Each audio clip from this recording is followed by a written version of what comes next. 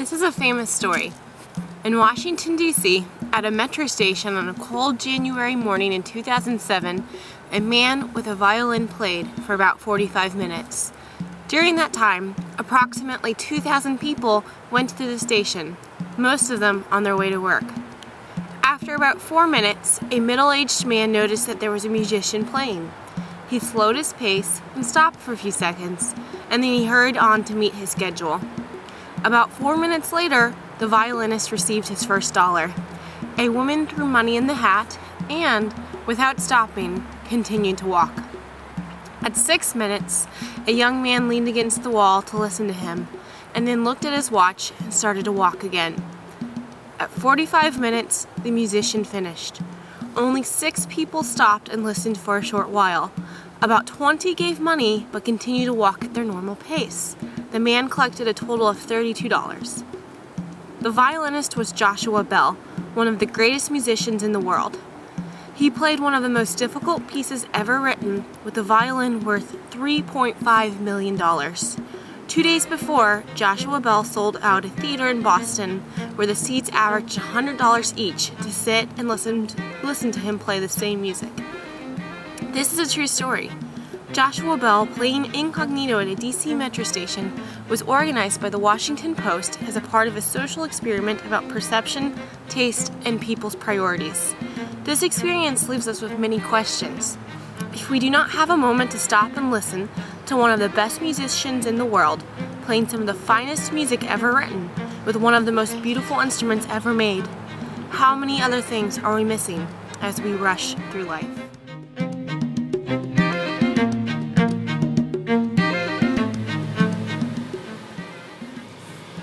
John Kabat-Zinn, a renowned teacher on mindfulness meditation, talked about meditation as paying attention in a particular moment on purpose and without judgment.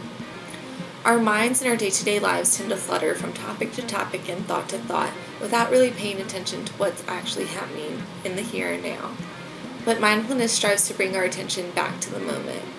It has many health benefits for us, including stress reduction and increased concentration. We asked our transpersonal psychology class what mindfulness means to them, because to each person it can mean something different. Here's what they had to say.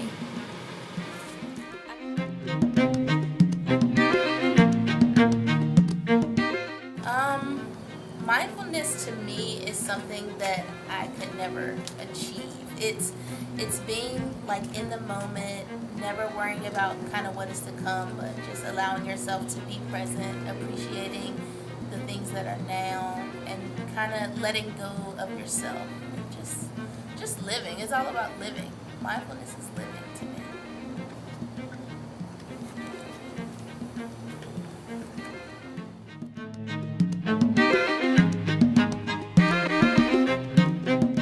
For me, mindfulness means letting go of worry and anxiety about the future and even the past, and living in the moment right now.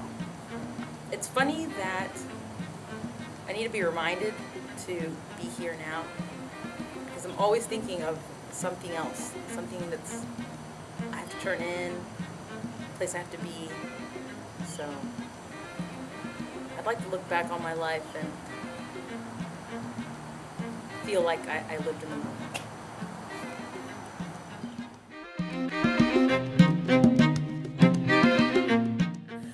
Mindfulness, it's hard to describe.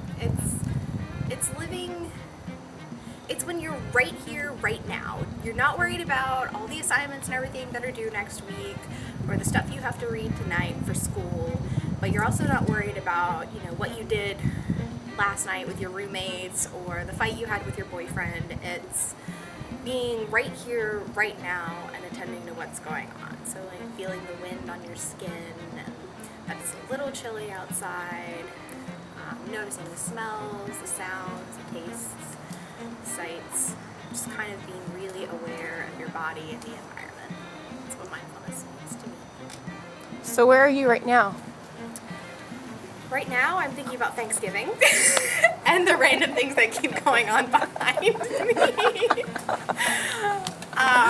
But while I was talking a minute ago, I was feeling the wind that was blowing. I was you know, feeling the cool air, you know, just noticing that it's kind of gray outside, but the gray kind of gives a little bit of a different shade of color to everything, which is different from how this area looks like when it's sunny, and it smells fresh because of the rain, and, you know, I'm trying not to think about all the stuff I need to do over break. I'm just trying to be here right now.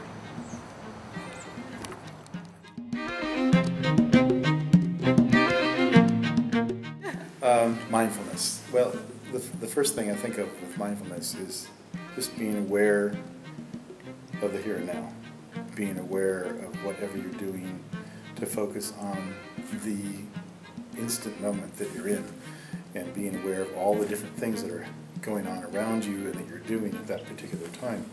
So it really is, for me, a classic kind of meditation, because it gives you the opportunity to focus just on now, and to let your thoughts, which are always so difficult to control, let your thoughts flow and ebb and flow, and be aware of those as well.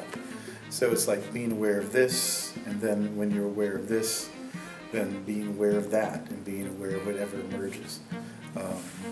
And it's a way of letting go of the worries of the past, the concerns about the future, if for not just but maybe 20 minutes or however long you do it. But I think the great thing about mindfulness too is that you can do it at any time. You can always be aware of just what is happening now. And I think the more we do that, the more we become serene, the more we let go of the worries, and the more we become in touch with everything that's going on around us.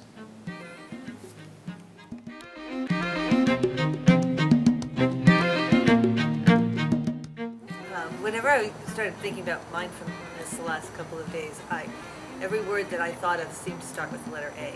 And it's because I think that the root of mindfulness starts in acceptance, because you really can't you need to accept life in order to be able to perceive it. And the other A was awareness, which is the next step, to be aware of what's going on around you. And then the third A was paying attention, because that's the really hard part about mindfulness, is remembering to pay attention to what's going on at every moment. And I have one more thing I want to say, which is I have a favorite quote that I always inflict on my children, and it's from Kurt Vonnegut, who said that his father used to always tell him, notice when you're happy. But we shorten that to just please notice. And to me, that's what mindfulness is. It's just always remembering to notice.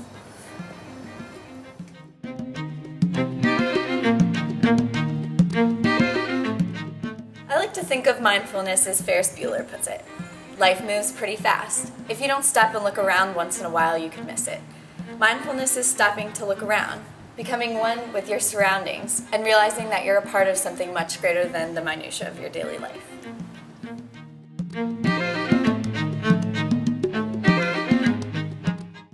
Alright, I'm going to give you the next 30 seconds to be mindful. Don't think about what you have to do later today or what's happened in the past. Where are you right now? What are you doing now? What is your body doing?